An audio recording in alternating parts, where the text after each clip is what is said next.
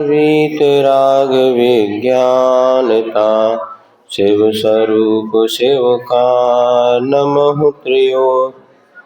बोले आचार्य गुरुवर श्री विद्यासागर जी महाराज के, आचार्य श्री समय सागर जी महाराज की।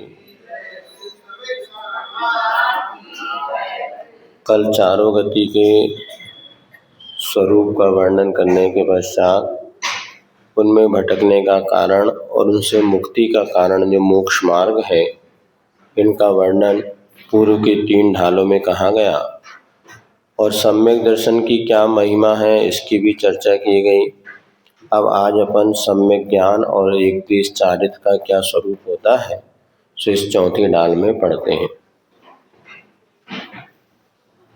सम्यक श्रद्धाधारि पुनि सेवहु सम्यक ज्ञान स्वपर्यर्थ बहु धर्म जो प्रगटावन भान। यहाँ पर कह रहे हैं सम्यक श्रद्धा अगर भीतर हमारे उत्पन्न हो गई है तो हमें सम्यक ज्ञान की भी आराधना करनी चाहिए। अर्थात जब विश्वास हमें किसी वस्तु पर होता है तो उसको और अधिक जानकारी प्राप्त करने का हमें पुरुषार्थ करना चाहिए। स्वपर अर्थ बहु धर्म युत, पदार्थ कैसा है, वस्तु का स्वरूप कैसा है, अनेक धर्मात्मक जो पदार्थों का स्वरूप है, स्व पदार्थ और पर पदार्थ, इनको प्रगटाने के लिए जो भानु माने सूर्य के समान है, ऐसे सम्यक ज्ञान की आराधना करना चाहिए। बहुत धर्म युक्त का अर्थ क्या होता है बताया था। जैसे कि एक व्यक्ति है, वो पिता भी है, भाई भी है, बेटा भी है, अलग अलग दृष्टिकोण से उसमें अलग अलग धर्म पाए जाते हैं। तो अनेक धर्म उसमें पाए जाते हैं, इसलिए वो अनेकांश स्वरूप कहलाता है। उसको किसी एक अपेक्षा से जब हम कहते हैं उसको कहते हैं शादवाद। जैसे पिता की अपेक्षा ये बेटा है, ये शादवाद है, किंतु उसमें बेटा भी है, भाईपना भी है और उसके लिए पितापना भी है। इस अपेक्षा से अनेक धर्म उसमें पाए जाते हैं। तो आत्मा स्व माने स्वयं भी और पर माने पर पदार्थ, ये सारे के सारे पदार्थ अनेक धर्म से युक्त होते हैं। यदि उनको हम जानना चाहते हैं तो सम्यक ज्ञान की हमें सेवा करना चाहिए। यह उस सूर्य के समान है जिसके प्रकाश में अनेक पदार्थों के स्वरूप को हम अच्छी तरीके से जान सकते हैं। श्रद्धा के साथ साथ ज्ञान का अपने आप में बड़ा महत्व है। सो यहाँ पर आगे बताते हैं।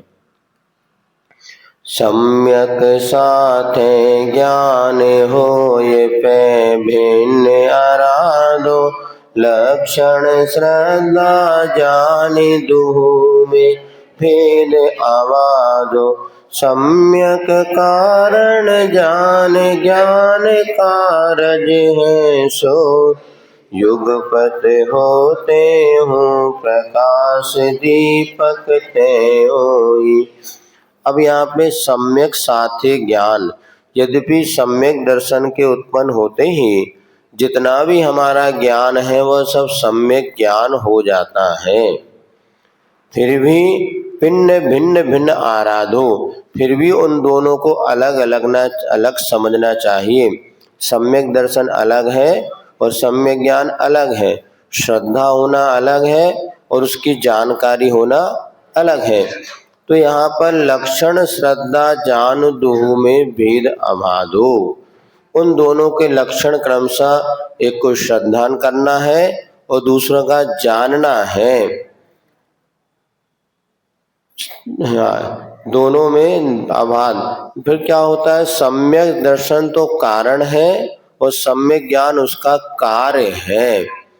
और यद्यपि ये दोनों दुख पर एक साथ होते हैं फिर भी इनमें कारण और कार्य का भी समझना। जैसे दीपक के जलते से ही प्रकाश भी होता है और उसके साथ उसमें तेज भी मिलता है, उजाला भी मिलेगा और गर्मी भी मिलती है। तो जैसे दीपक के जलाते से प्रकाश और प्रताप दोनों एक साथ होते हैं, उसी प्रकार जब हमारा सम्यक दर्शन होता है उसी समय ज्ञान भी प्रकट होता है। एक आत्मा में सम्यक दर्शन बना रहे, वो ज्ञान मिथ्या रहे, ऐसा नहीं। जैसे सम्यक दर्शन होता है तो जितना भी ज्ञान है उसका वो सब सम्यक ज्ञान के रूप में हो जाता है। यद्यपि श्रद्धा कारण है तो ज्ञान उसका कार है।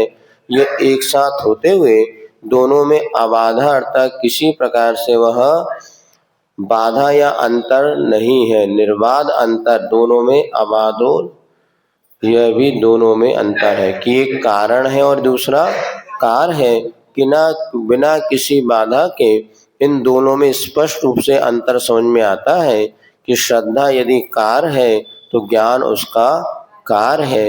यद्यपि दोनों एक साथ होते हैं फिर भी उनमें कारण कार की व्यवस्था समझना चाहिए।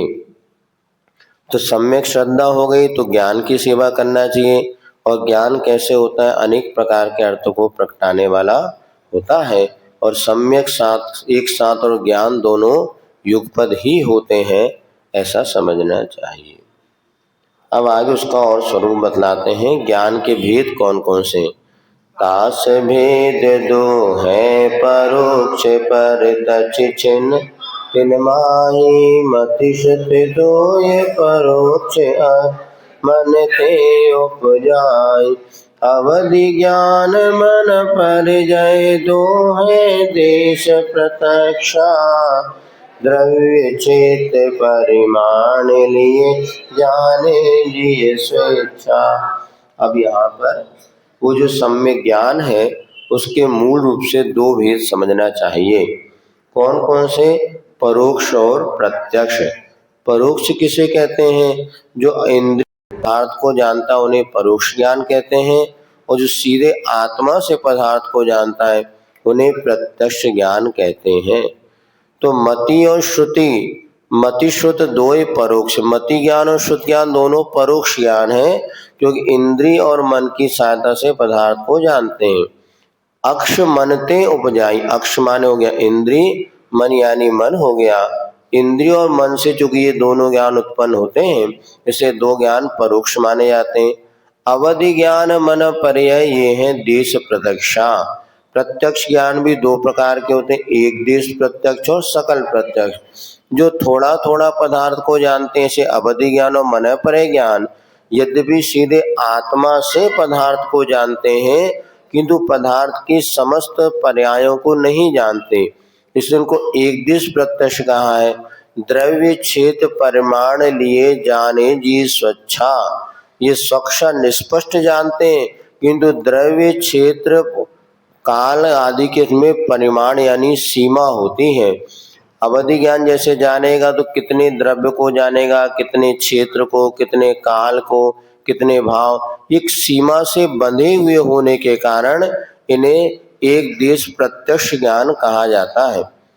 किंतु जो पूर्ण रूप से पदार्थ को जानते हैं वो संपूर्ण प्रत्यक्ष अर्थात केवल ज्ञान होता है, उसके विषय में आगे बतलाते हैं।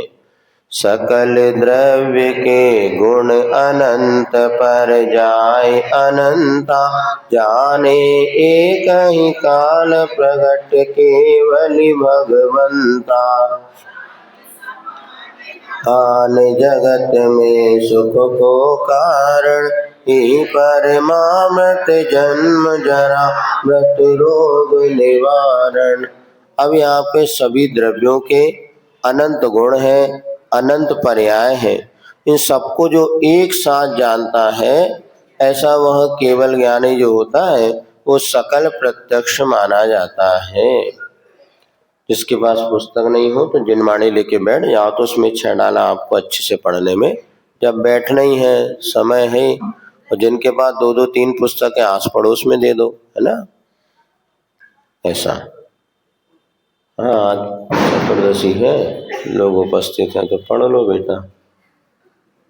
तो बिना पुस्तक के बैठोगे तो बैठ ही रहोगे, कम से कम एक आध बार जीवन में उच्चारण तो कर ही लो 6 डाला वो।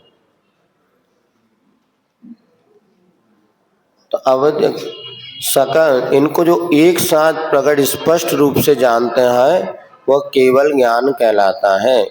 अब ज्ञान की महिमा बढ़ते हुए कहा जा रहा है, ज्ञान समान न आन जगत में सुख को कारण। हाँ वो नहीं है, वो पुस्तक नहीं है। अच्छा, ज्ञान समान न आन जगत में सुख को कारण, अर्थात ज्ञान के समान और कोई दूसरा इस संसार में सुख का कारण नहीं है। हम दुनिया में भटक रहे हैं, कोई हमें सुखी बना दे, कहीं सुख मिल जाए, लेकिन आगम ये कहते हैं, गुरु वाणी कहते हैं, भैया जिसके पास आगम का ज्ञान नहीं है, जिनवाणी का ज्ञान नहीं है, उसके लिए कोई जगत में दूसरा सुख देने वाला है ही नहीं। शास्त्रों का हो पठन सुखदा, शांति पाठ में सब पढ़ते हैं, लेकिन पूजा करके ऐसे भग जाते हैं जैसे कि पता नहीं खुदा को गजब हो रहा है। पूजा छोड़ो, अभिषेक के बाद ही भग जाते हैं, लेकिन हमारी आस्था और श्रद्धा है ही नहीं कि जितने हम समय निकाल सकें। तो यहाँ पर ज्ञान समान जगत में सुख को कारण कैसा है यह? यही परमामृत जन्म जरा मृत्यु रोग निवारण, जन्म जरा और मृत्यु रूपी रोग को दूर करने वाला। वो पाटा दे दो भैया, दे दो।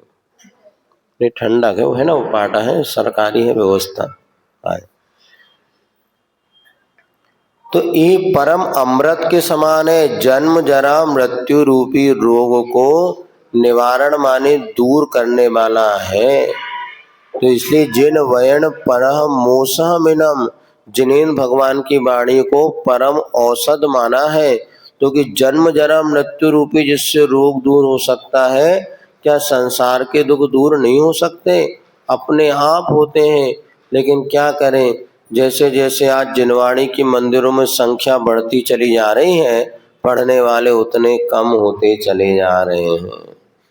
और मोबाइल आ गया, AI का जमाना आ गया, तो और सब क्या करें। मतलब ये स्थिति है, जो वास्तव में सुख का कारण है वहां हम सुख नहीं खोज रहे, जहां सुख है ही नहीं वहां पर सुख खोज रहे हैं। क्या करूं, ये भी मोह की महिमा है।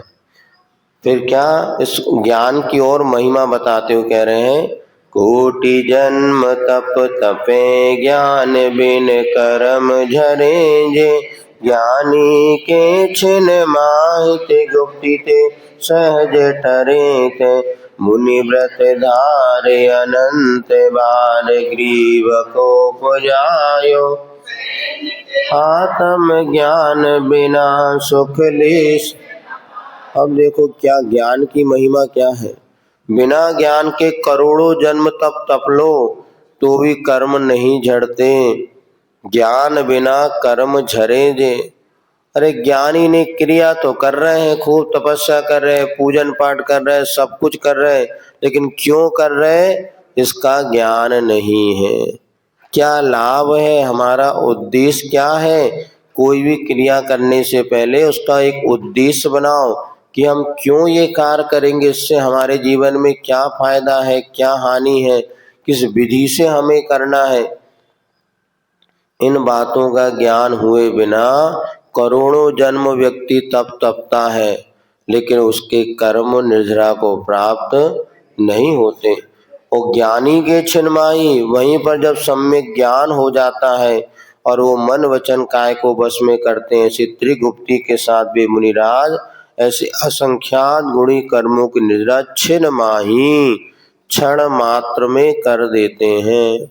देखो एक मजदूर दिन भर मेहनत करता है, तब कहीं जाकर 400 रुपये 300 रुपये कमाता है, और एक डॉक्टर है, एक पर्चा लिख दिया तो 500 नहीं सीधे 1000। देखो ये 1000 के अब किसकी महिमा? यही तो ज्ञान की महिमा। एक अज्ञान पूर्वक दिन भर कर रहा है, उसके पास पल्लेदारी कर रहा है तो भी कुछ नहीं, और शाम को 300 कमाएगा, 200 की दारू पी जाएगा, जीवन कैसे सुखी बनेगा?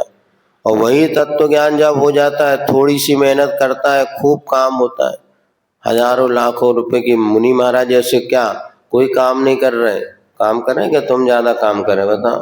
बोले बेचारे लगे सुबह से सोफा सेट होते हैं, अंदर रखो बाहर रखो, दिन भर मेहनत कर रहे हैं तो भी कितनी कमाई, कछु नहीं। इधर पथरा उठाओ, उधर पथरा फेंको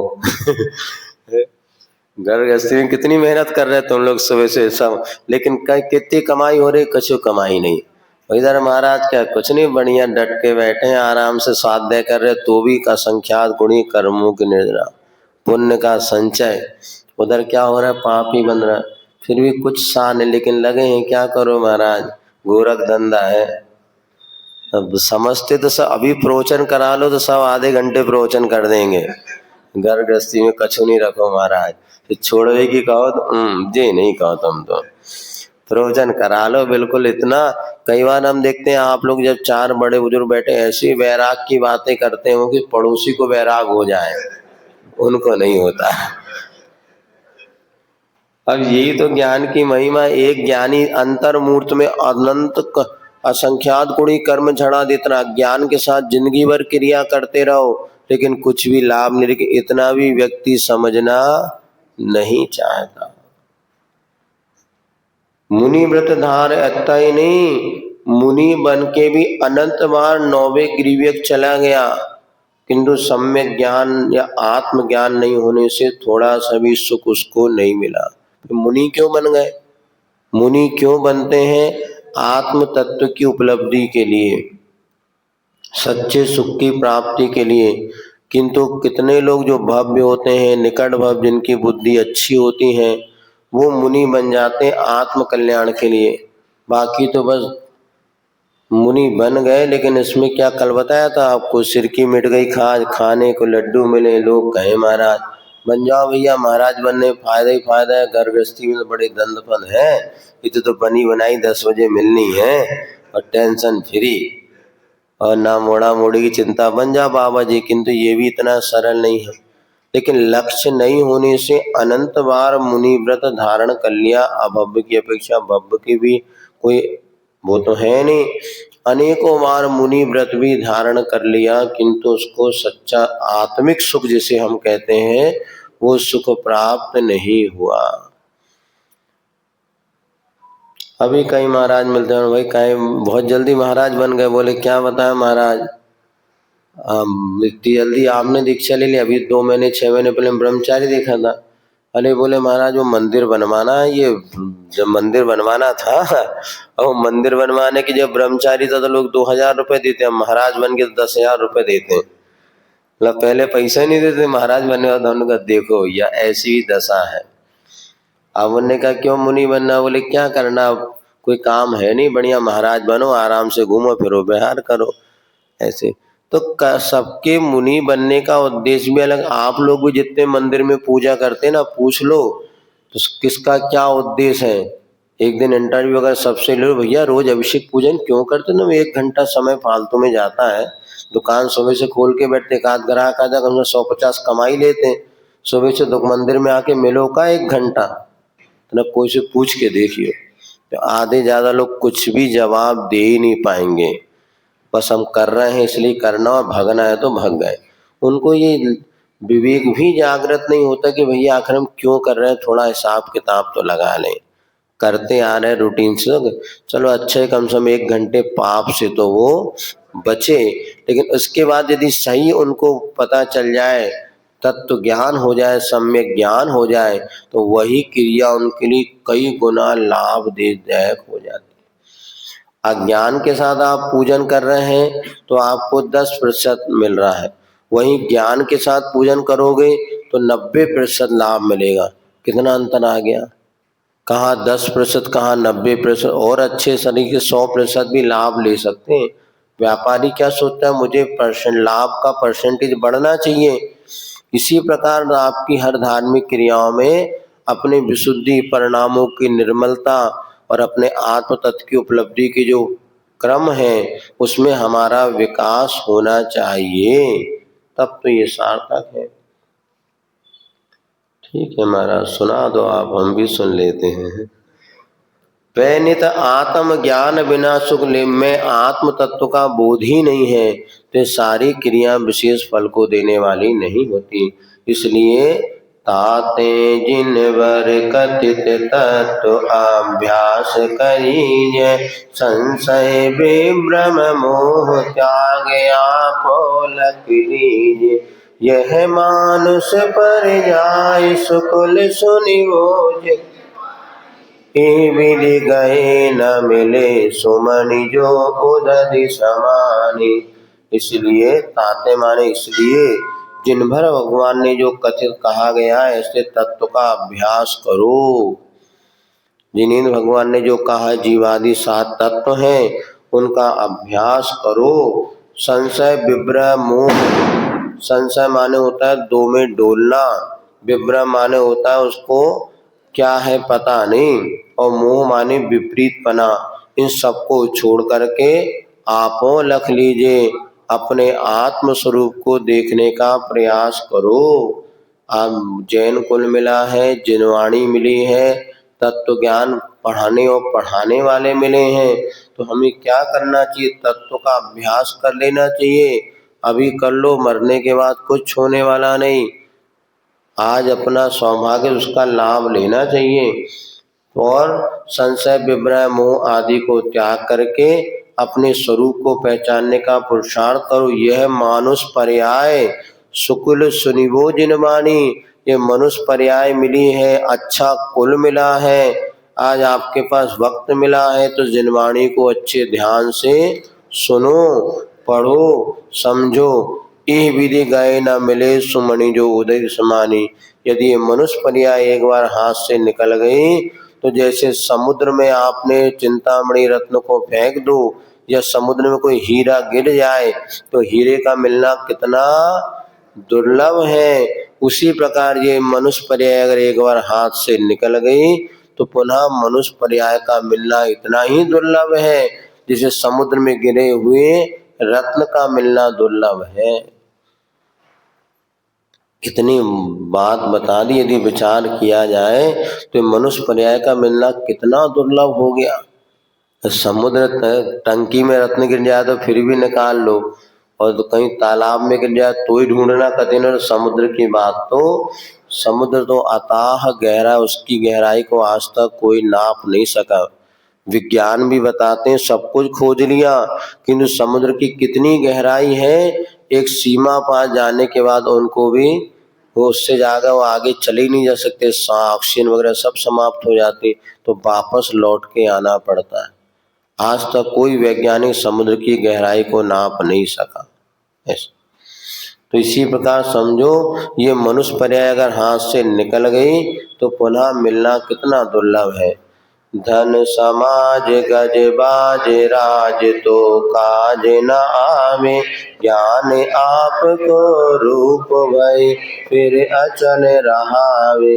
तास ज्ञान को कारण स्वपर विवेक बखान्यो, कोटि उपाय बनाए भव्यता को। अब देखो, ये धन है, ये समाज है, हाथी घोड़े आदि बाजार है, राजपाट है, ये कोई काज ना आवे, ये कोई भी आत्म कल्याण के साधन नहीं है। ये सब आपको संसार में फंसाने वाले और दुख देने वाले ही हैं। इनमें कहीं पर भी सच्चा सुख तो है नहीं है। ये कभी आत्म कल्याण के लिए साधन बनने वाले नहीं है। ज्ञान आपको रूप भय फिर अचल रहावे।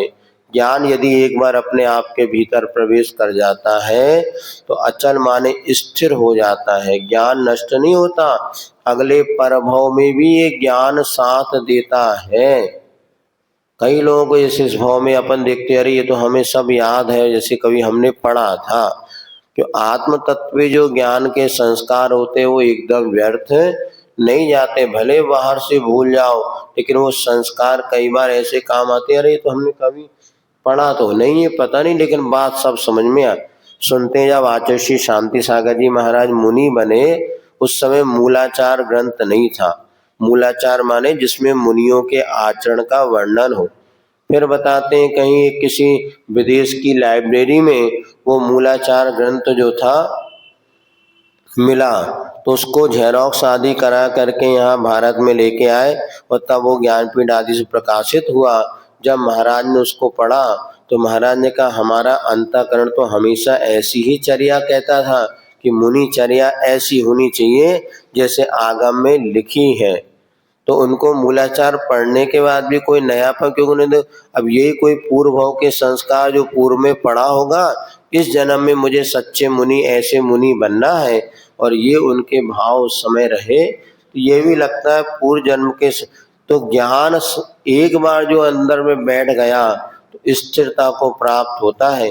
क्वचित कदाचित वो व्यक्ति भटक भी जाए, तो पुनः वह उसको स्थिर करने में सम्यक ज्ञान ही साधन बनता है।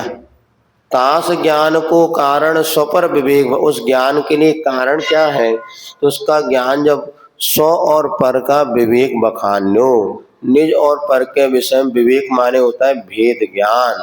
मैं कौन हूँ, पर कौन है, यदि ऐसा भेद ज्ञान अपन करना चाहते हैं तो जब सम्यक ज्ञान भीतर हो जाता है तो निज पर का भेद ज्ञान समझ में आ जाता है। कि जैसे कल अपन ने पढ़ा था, आत्मा अलग है, शरीर अलग है, आत्मा चेतन स्वरूपी है, शरीर जड़ रूप है, ये तो नष्ट होने वाला है, आत्मा अजर अमर अविनाशी है आदि। इतना जो भी भेद विज्ञान है वो कब होगा? जब सम्यक ज्ञान का कारण आत्मा और प्रवेद कहा गया है। जैसे जैसे स्वपर का भेद विज्ञान जागृत होता चला जाता है वैसे सम्यक ज्ञान और परिपक्वता को प्राप्त होता चला जाता है। और जब भेद विज्ञान परिपक्वता को प्राप्त होता चला जाता है तो संसार में रहता हुआ वह संसार में कीचड़ में फंसता नहीं, अपितु हमेशा उससे निकलने का पुरुषार्थ करता है। इसलिए कोटि उपाय बनाए, एक दो उपाय नहीं, करोड़ों जैसे उपाय बने भव्यता को और आनो। उस सम्यक ज्ञान को हे भव्य जीव अपने हृदय में बैठाओ, पुरुषार्थ करो, अपने मन में लाने का प्रयास करो। करोड़ों उपाय बन जाए, नहीं आता भैया किसी से पूछो, समझो, पढ़े लिखे, नहीं हमें आता ही नहीं है। कई लोग इतने हैं कि आता सब है, नहीं हमें कोई, मतलब धर्म की जब चर्चा करो तो अपने आप को कुछ भी नहीं आता ऐसा बोलते हैं। और अभी दुकान की चर्चा करने लग जाओ तो पूरा हिसाब किताब फटाफट बता देंगे। अभी कौन से क्या बनाना है भोजन में सब पता है उनको, अभी कौन सी रसोई बनाना है क्या क्या, लेकिन ज्ञान क्या रहे, हमारा दिमाग नहीं चलता, कोई बुद्धि नहीं है। महाराज आशीर्वाद दे दो क्षयोपशम बढ़ जाए, क्षयोपशम तो है लेकिन वो अन्य जगह लगा हुआ है। इधर अगर आप 10% अपना दिमाग लगाओ तो कुछ जैन दर्शन में जितना भी आगम है मात्र 6 महीने में आप मास्टर डिग्री कर सकते हैं। कोई अच्छे 6 महीने दिल लगा के पढ़ लेना तो पूरा का पूरा आप लोग उसमें लाभ ले सकते हैं। हम लोगों ने अभी 4 महीने में खूब अच्छा कितनी सारी चीज हो गई अपने, समाचार हो गया, आलाप पद्धति हो गई, 24 टाना पढ़ लिया और मुख माटी हो गई, रत्तकंड साहब का चल रहा है, 6 डाला चल रही है। अब हम लोगों ने 3.5 महीने में तो खूब लाभ ले लिया, बढ़िया जिनवाणी का अध्ययन हो गया। और उसके बाद जो सेल्फ होता रहा वो अलग बात है, लेकिन ये आला इसके पहले 27 मैत्री वाला वो भी सामायिक पाठ पढ़ लिया था। तो अब बस अपनी रुचि हो, थोड़ा समय निकालो, समय सबके पास है, ज्ञान का क्षयोपशम सबके पास है, लेकिन अब बस बुद्धि लगनी चाहिए भैया इसमें हमारा लाभ है, इसमें हमारा फायदा है। अब देखो प्री मर्चेंट से वो वास्तव में जब से 6 डाला शुरू करी तो दोनों आ रहे हैं। हमने कभी 2-3 स्टूडेंट पक्के, बाकी तो भरोसेमंद वाले कम थे 2-4 दिन में, जो अब लगे वो लोग आगे उन्होंने कहा नहीं हमें पढ़ना है। तो पहले तो हमारा मन नहीं था, फिर वो 2 इतनी दूर से आ रहे भैया चलो पढ़ा दो, बाकी तो महुआ जैसे टपकत रहे आ जा रहे। लेकिन यदि कोई, अभी हम थे कहाँ पर, बोर गांव में चातुर्मास हुआ था हमारा सदन कोठड़ी में, हम मूक माटी पढ़ाते थे, एक व्यक्ति रोज आके बैठता था। हमें पता नहीं एक दिन किसी महाराज ये साइकिल से आता और 5 किलोमीटर दूर रहता है, 5 किलोमीटर दूर से, बोले मूक माटी, हाँ पूछा, बोले हाँ महाराज मेरा गांव यहाँ से 5 किलो, मैं तो सुबह 8 बजे चलता हूँ साइकिल से, तब यहाँ पर आता हूँ और मेरे स्वाध्याय का बड़ा भाव है लेकिन उतना योग नहीं। मैंने बेटा अब तू आएगा ना तो हम जरूर पढ़ाएंगे इनको, बाकी कोई आए ना आए, किंतु यदि इतनी श्रद्धा तेरे भीतर हम जरूर पढ़ाएंगे। भोपाल में हम थे पिछले बार 2013 में, एक पति पत्नी आते थे यहाँ अहिंसा विहार कॉलोनी से चौक मंदिर 10 किलोमीटर था। वो कहने लगे महाराज हमें आप कुछ पढ़ा दो। हमने कहा आप कैसे पढ़ेंगे, समय नहीं, उनको 8 बजे स्कूल जाना पड़ता था। नहीं नहीं महाराज आप जब कहेंगे अब 10 किलोमीटर वहाँ से आएंगे लेकिन आप जरूर हमें कुछ पढ़ा दो। हमने कहा ठीक है। तो उनको हमने स्टोप देश उस समय पढ़ाया था। वो अहिंसा विहार से सुबह से निकलते थे, चौक मंदिर आते थे, क्लास अटेंड करते थे, उसके बाद वो अपने स्कूल पढ़ाने 8 बजे जाते थे। तब हमने लगे कि किसकी प्रजा इतनी प्यास है, तो हमने अकेले उन दोनों पति पत्नी को 40-50 मिनट कम से कम इष्टोपदेश का अध्ययन कराते थे। मात क्वालिटी तो होना चाहिए, 4 लोगों के प्रति श्रद्धा विश्वास तो हो। अरे चलो बैठ लो, बोलो वही कर लो, नहीं तो तनक दे चलो। कई बार इसलिए हमारा पढ़ाने का मन, हम 5 और 10 का हमें विकल्प नहीं होता, किंतु 5 के मन में ऐसी प्यास और श्रद्धा तो लिखें, हाँ भैया देव साथ गुरु के प्रति इनकी विनय है, इनको इससे कुछ लाभ मिलेगा ऐसा समझ में आ रहा है, तो पढ़ाने में हमें कभी दिक्कत नहीं हो। हम तो दिन रात पढ़ाने वाले। और यहाँ पर हम लोग थे कभी कौन सा एक गांव में, तो गर्मी के दिनों में जो 2:30 बजे क्लास लगती थी 5:30 बजे तक पढ़ा दे। अब पढ़ने वाले भी थे, रुचि भी थी, अलग अलग उम्र के थे, तो भैया चलो स्वाध्याय करने से बढ़िया और कोई तप है नहीं। और यहाँ वहाँ की बैठेंगे, राग द्वेष की बातें करोगे, अभी बतियान लग जाओ ना, दिन भर सबको समय है।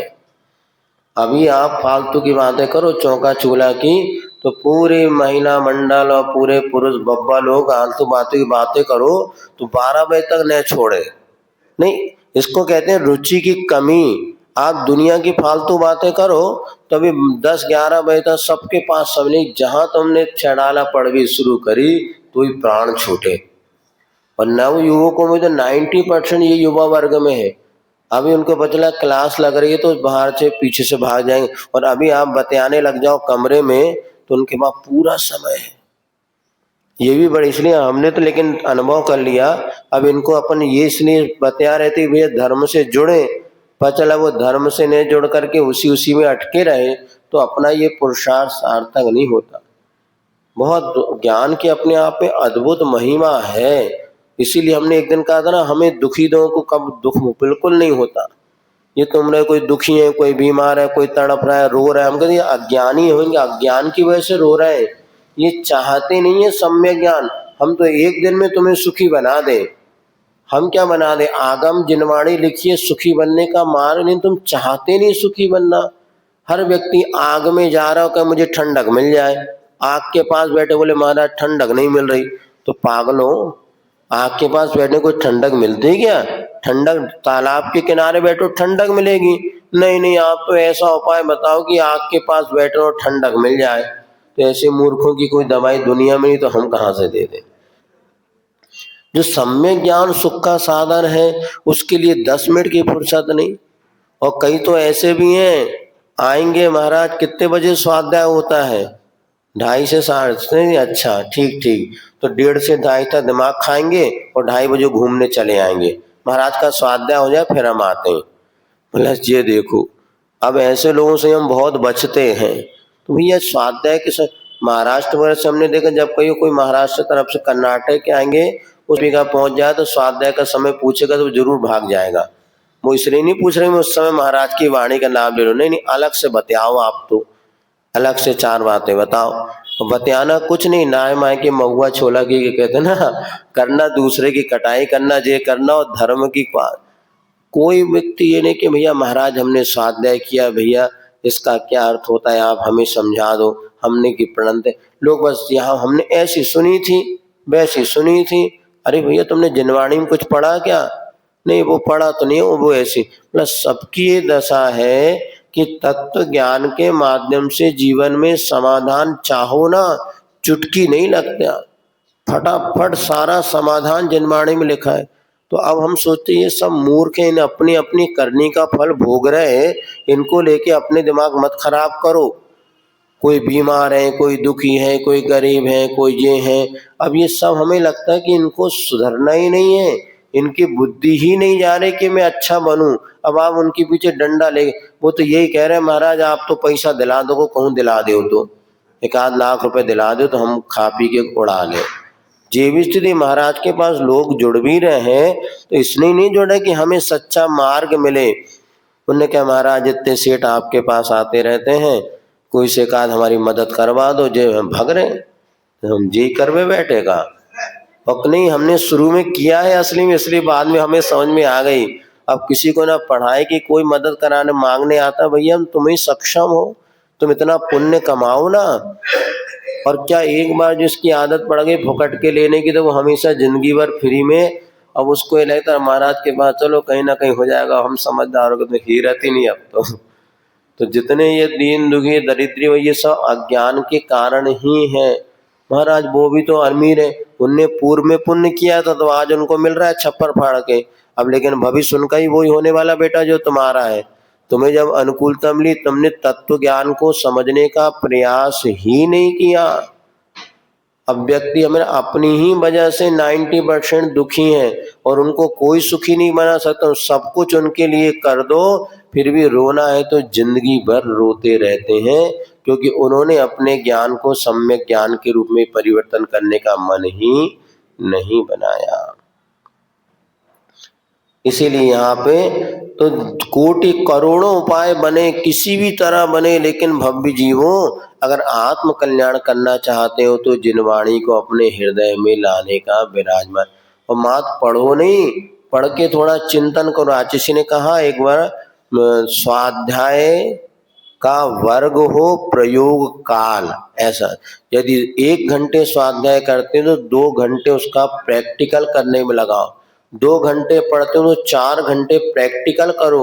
लेकिन अपन पढ़ लिया लेकिन एक भी बात इस कान से सुनी उस कान। कई लोग भी कई ऐसे स्वाध्याय शील को देख के भी वैराग होता है। इससे अच्छा हम ही कम नहीं पढ़ रहे लेकिन कम से कम तत्व ज्ञान में दिन भर पढ़ेंगे पर चला हाथ की लाई सुन, करना कुछ नहीं उनको, और दिन भर किताबी कीड़ा बन जाते हैं, वो भी अनुचित है। किताब हमारे लिए माइलस्टोन के समान है जो हमें चलने का रास्ता बताती है। अब माइलस्टोन पे पकड़ के बैठ जाओगे, इंदौर 100-200 किलोमीटर, उज्जैन 300 किलोमीटर, उज्जैन, अरे भैया चलो भी तो नहीं बस आपने कहा था ना पढ़ना तो हम पढ़ रहे। भैया पढ़ने के लिए इसलिए कहा था अब आगे 4 कदम बढ़ाओ। तो जिनवाणी में लिखा है ये सब बातें दंड फंद छोड़ो, मोह माया छोड़ो, कहूँ न जहाँ दे अपनी नहीं, तहाँ न अपनों को। बात सब समझ रहे, मनो थोड़ी सी भी मोह माया ना छूटे तो का मतलब, फिर तोता नटन जैसा आएगा, शिकारी आएगा, जाल बिछाएगा, उसमें नहीं फंसना। चिल्ला शिकारी आएगा, जाल बिछाएगा, उसमें नहीं फंसना। जिस शिकारी ने जाल बिछाया, खाना डाला, उसमें पकड़ गया और फंस गया, फिर भी चिल्ला रहे शिकारी आएगा, जाल बिछाएगा, उसमें नहीं फंसना। क्या करे बताओ। यह स्थिति अपनी संसारियों की मोह का है। ठीक है, फिर भी तत्व ज्ञान का जिसके पास होता है आज नहीं तो कल, कल नहीं तो परसों, उससे निकलने का पुरुषार्थ वो कर ही सकता है। इसलिए करोड़ों उपाय बनाओ, कुछ भी करो, लेकिन तत्व ज्ञान को जरूर हासिल करो। पुण्य क्या जे पूरब शिव गए जाई, अब आगे जे है सो सब महिमा ज्ञान तनि मुनिनाथ कहे हैं। विषय चाह नव दाह जगत जन अरनिद, तास उपाय न आन ज्ञान घन घान बुझा। अब देखो जो पूरब शिव गए हैं आगे भी जो जाएंगे शिव माने मोक्ष गए हैं, जिन्होंने संसार के दुखों से मुक्ति प्राप्त कर ली है, अथवा आगे भी जो लोग संसार के दुखों से छूटेंगे, सो सब महिमा किसकी है, ज्ञान की है। ऐसा मुनियों के नाथ जो इंद्र हैं तीर्थंकर आदि, इन्होंने कहा है कि जितने भी अगर सच्चा सुख चाहिए है तो आपको ज्ञान की आराधना तो करनी ही पड़ेगी। सम्यक ज्ञान जब तक जीवन में नहीं आएगा तब तक सच्चा सुख मिलने वाला नहीं है। विषय चाह दम दाह, चारों तरफ विषयों की चाह रूपी दावानल की अग्नि लगी है। ये मिल जाए, वो मिल जाए, ये मिल जाए। और सबसे बड़ी बात है वस्तु मिलने के बाद लगता अरे यार कछु नहीं था।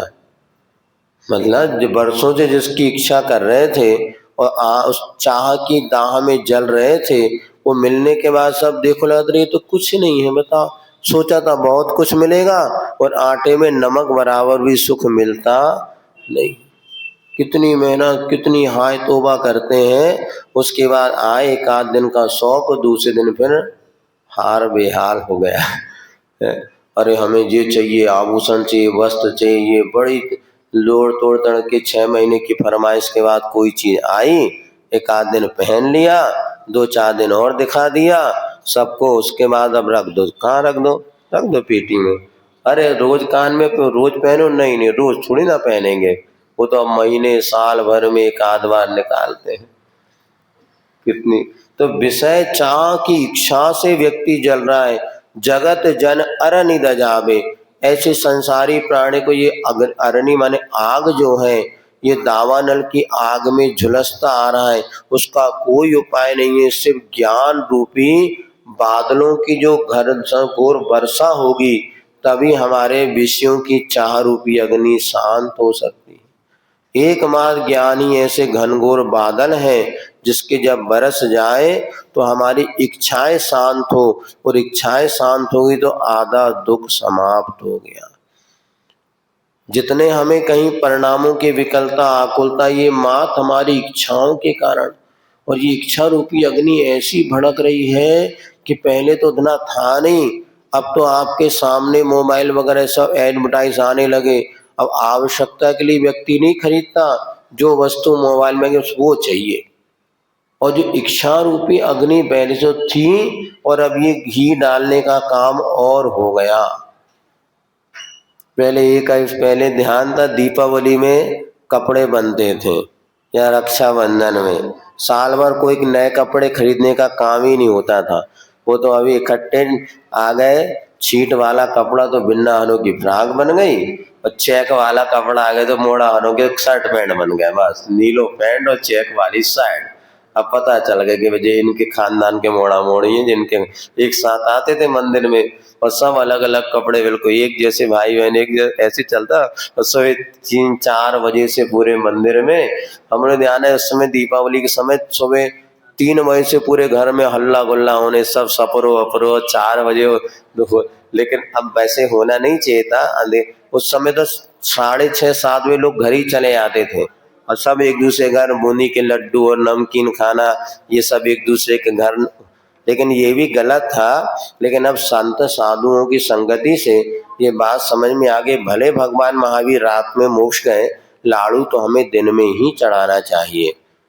उजाले में लाड़ू चढ़ाते हैं, अच्छा महोत्सव बनाते हैं, उसके बाद अपने घर घर जाके एक दूसरे को जो नाश्ता पानी कराना चाहिए, उसमें कोई मना नहीं है। 5 बजे 6 बजे अभिषेक हो जाता, पहले होता था, अब नहीं होता। अब सब जगह हो, जहाँ होता है वो गलत होता है, नहीं होना ये चाहिए। उजाले की प्रथम किरण के उजाला जब होने लगे उसी समय पानी निकालना चाहिए, अंधेरे में पानी भी नहीं निकालना चाहिए। अब बात यह है कि जहाँ बड़े विधान पंचकल्याणक आदि होते हैं, वहाँ व्यवस्था बनानी पड़ती है, अलग बात है।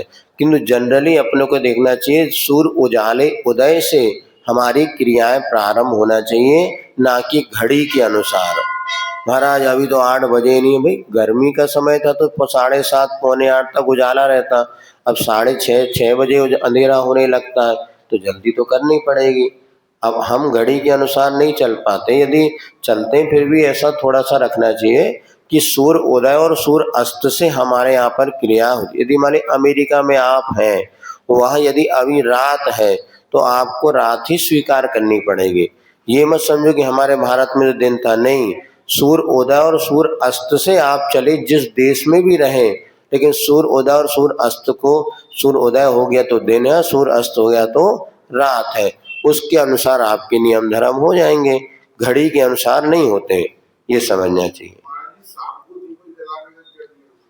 दीपक तो भैया दिन में ही हो जाना चाहिए, रात्रि कालीन में तो दीपक आदि जलाने का, मंदिर भी जाने का विधान नहीं है। संधि काल जबकि उजाला शेष हो उस समय करना चाहिए। और गोधूली वेला इसको कहते हैं कि अंधेरा होने के पहले पहले दीपक आदि प्रज्वलित, पूजन पाठ आदि हो जानी चाहिए। अपने यहाँ तो सर्वश्रेष्ठ मार्ग यही बतलाया है। और हमने देखा अब तो बहुत घरों में, जैसे कल बताते हैं सुबह 11:30 से 1-1:30 बजे तक का बहुत अच्छा मुहूर्त है, पेपर में कल चर्चा, तो दोपहर में अपने 2:30-3-4 बजे तक घर में जो पूजन करना हो वो मन बना लो तो सब हो जाता है। और अब तो बहुत से लोग जो कि आचार्य या साधु संघ से जुड़े हैं, दिन में ही होने लगा। पहले की अपेक्षा अंतर तो बहुत कुछ आया है। और जो पूजन में भी जिनवाणी की पूजन करना चाहिए, अन्य देवी देवता आदि की फोटो रखना या लाई, ये सब नहीं होता था। बढ़िया अपने द्रव्य से पूजन करके और बच्चों को मिष्ठान आदि वितरण कर देते हैं, या पैसा भी बच्चों को बांटते हैं। हम लोग को ध्यान है उस समय 5-5 2-2 के नोट सब बच्चों के मिल। नारियल नहीं फोड़ना चाहिए, नारियल फोड़ना तो अपने एक प्रकार से बलि आदि का प्रतीक। नारियल फोड़ना नहीं, या उसको प्रसाद के निमित्त से दे, मतलब उसको फोड़ करके खाना पीना अलग चीज है। धर्म मान के क्रिया करते हैं तो वो दोष है। जैसे कि नदी में नहाना मूर्ता है कि नहीं है? नहीं मूड़, नदी में नहा अंग शुद्धि के लिए नहाना गलत नहीं है, किंतु धर्म मान के नहाना सो मिथ्यात है। वैसे नदी में नहाते ही हैं, लेकिन नहाना बुरा नहीं है, लेकिन उसमें धर्म मान के इसमें नहाएंगे तो हमारा धर्म हो जाएगा, हमारे मोक्ष मिल जाएगा, ये गलत है। अखंड ज्योति का भी कहीं आगम में आज तक हमें पढ़ने को नहीं मिला। धूप घट का तो वर्णन है, लेकिन ऐसा होता था कुछ मंदिरों में जहाँ अंधेरे होते, पहले क्या होते थे, मंदिर ऐसे बनते थे गर्भगृह में प्रकाश आदि नहीं होता था, तो वहां पर भगवान के दर्शन के लिए दीप ज्योति जलाते थे, और उससे वो भगवान के मुख आदि देख करके दर्शन कर लिया जाए जब सूर्य प्रकाश ना हो। इस अपेक्षा से अभी भी तारंगा जी में एक मंदिर है, बताते वहां कभी भी लाइट अंदर फिटिंग है ही नहीं, और वहां पर दीपक आदि का प्रयोग करते थे, अथवा ऐसे ही मनता थे कि वहां प्रकाश सहज हो जाए। लेकिन अखंड ज्योत जलाने का कहीं ऐसा पुराण आदि ग्रंथों में, तिलोय पन्नती आदि में हमें सुना नहीं। यदि किसी को पढ़ना तो ये अखंड ज्योति हम परंपरा से चलने लगे, उसके लिए घी बहुत सारा इकट्ठा हो जाता। वैसे कोई ना दे, अखंड ज्योत के नाम पे लोग एक पौवा घी डाल देते बहुत सारा, वो दिन रात जलता रहता है। अब उसके वैसे कोई मान्यता ये उन, अब यहाँ दिन भर प्रकाश है तो अखंड ज्योत की कोई काम तो है नहीं है, फिर भी वो जल रही तो जल रही है। अब मना कर दो तो अबे और एक पक्ष खड़ा हो जाए। वैसे काम कोई को करने नहीं है, और अच्छी बात कहो तो मानने नहीं, और विरोध करने से खड़े। बाकी जरूरत नहीं है अखंड जी, इससे बढ़िया एक धूप घट रखो जिसमें आकर के धूप खी जाए तो पूरे मंदिर का वातावरण जीवाणु जंतु रहित होता है। और धूप खीने का इसमें अग्निहोत्र वगैरह इसमें करते ना, कोई परंपरा में अग्नि के माध्यम से कई प्रकार के रोगों को, पहले हमें ध्यान है बचपन में अग्नि जलती थी उसमें धूप आदि खेते थे, अब मंदिरों से सब अलग हो गए। उन्होंने कहा नहीं साहब इससे जीव मरेंगे। फिर इलेक्ट्रिक की आरती होने लगी, बिजली वाली, अब वो चाइना वाली आ गई, वो चावना के चाइना की डिब्बियों में पानी भर दो। अब धीरे धीरे युग है नहीं नहीं, सूखी धूप नहीं होता, धूप का अर्थ अग्नि माही परिमल दहन चंदना। तो धूप चढ़ाने का जब तक अग्नि में नहीं जाएगी तब तक उसकी सुगंध फैलेगी नहीं, इसलिए अग्नि में धूप खेना चाहिए, उसमें विवेक रखा। बाकी ऐसे जीव नहीं मरते, इतने बड़े हॉल में अगर आप कर भी देंगे ना कोई नहीं मर रहा, लाइट में ज्यादा जीव मर रहे हैं। ये जो आप लाइट जला रहे हैं, लाइट कहाँ से बन के आ रही है, कितने जीव इसमें मर रहे हैं। तो आप लाइट जला रहे हैं, बैटरी वगैरह का जो उपयोग करते हैं वो भी उसमें अंदर जो पता नहीं केमिकल वगैरह क्या रहता। इसी प्रकार से तो साक्षात हिंसा को हम हिंसा मान रहे हैं, परोक्ष में जो इतनी महान हिंसा हो रही है उसको आज हिंसा लोग मानते नहीं। जैसे सेप्टिक टैंक में तो बोले परोक्ष में हिंसा है, लेकिन आपके सामान, अरे बोले इसमें इतने जीव मर रहे हैं, सेप्टिक टैंक में अंदर तो करोड़ों जीव मर रहे हैं, तो वो ज्यादा दोषपूर्ण है। लेकिन क्या करें, अब वो ऐसे ही प्रकार का चलने लगा। इस प्रकार से अष्टग्रह, हाँ हाँ हाँ हाँ ठीक है ना, श्रीफल अर्घ में चढ़ा दो और क्या होगा है मंदिर में भक्तामर के पाठ के। अब चूंकि वहां पर हाँ बता तो रहे, होना तो ये पहली बात तो होना ये सब उजाले में चाहिए, या तो 5:30-6 बजे हो। अब चूंकि सब लोगों को फुर्सती रात में मिलती है, अब वहां पर भी दीप में अब इतना विवेक रखो कि भैया जीव आदि ना हो। अब चूंकि महाराज जी ने आप लोगों को जिन्होंने निर्देश दिया है, जिनके आशीर्वाद से आप कर रहे हैं, तो हम उसका निषेध तो नहीं करेंगे, लेकिन हाँ उसमें जीव हिंसा ज्यादा होती है तो विवेक रखना। या तो हमने महाराष्ट्र में सबसे अच्छा देखा, वो लोग दीप लाते, एक 10 ग्राम घी में वो बाती को डुबो देते हैं गरम करके, और उसमें 48 बाती आपकी बन जाएगी मत एक, और वो बाती एक इधर जलाया आपने, 1 मिनट में पूरी विसर्जित स्वयमेव हो जाती है। घंटों नहीं रखना चाहिए। प्राय हमने देखे जब कोई एक साथ वो बाती में पूरे घी दीपक में मत डालो, मात्र बाती को डुबो दिया और बाती को मुस्क दिया, उसके बाद बाती उसमें रख दो और 1 मिनट में वो बाती विसर्जित हो जाती है, आपका काम भी हो गया। नहीं तो लोग फुकट का दीपक है और फुकट का घी है, मंदिर डालो और घंटों जलते रहते हैं और अपन डालत रहते हैं। इसलिए घी अलग ही कर दो। सिर्फ भैया जो भैया पूजा अपने बातियां ऐसी बनाओ, घी वाली बाती, और भैया 1 मिनट में विसर्जित हो जाए। घी तो है ही नहीं हमारे पास, सिर्फ बातियां हैं घी वाली। हमने देखा वो लोग आते पूजन में बाती को अग्नि प्रज्वलित किया, रखा, 1 मिनट आरती करते, 1 मिनट पूरी विसर्जित हो जाती है और बिल्कुल चुटकी भर घी में, मतलब 10 ग्राम घी में कम से कम 50 बाती उनकी बन जाती होगी, अंदाज बता रहे हैं। हाँ हाँ, घी की डिब्बी में बाती डुबो देते हैं, उसको निकालते रहते हैं और वो तुरंत के तुरंत विसर्जित। हर काम अपना विवेक पर आधारित है, श्रद्धा। चलिए, इस प्रकार से आपका समय आज 5-7 मिनट ज़्यादा ही हो गया। आप भी फ्री है और हम भी फ्री थे। होशियार तो बहुत हो, अभी कोई को भगने की नहीं पड़ रही। चलिए, इस प्रकार से कितने हो गए अपने 7 छंद हो गए। कल तो आपका चूंकि दीपावली का समय है, आज भी है। सुबह निर्वाण लाडू चढ़ाने के बाद निष्ठापन की प्रक्रिया और उसके बाद यदि समय मिला तो प्रवचन हो जाएगा। ये सब मंदिर में अंदर ही होना है, वहीं करेंगे।